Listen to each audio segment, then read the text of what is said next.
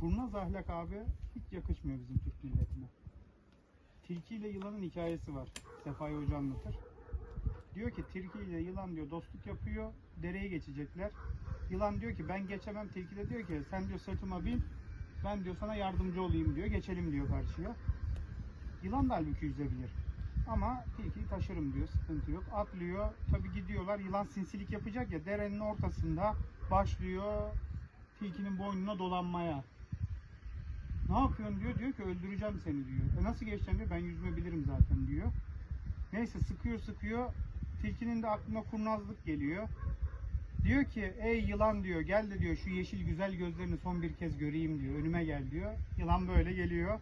Tilki de kıt yapıyor. Kafayı alıyor. Geçiyor kenara. Uzatıyor yılanı. Diyor ki yılan kardeş öyle diyor eğri beğri olmak yok. Dümdüz olacak. Bu hayatı dümdüz yaşayacaksın abi.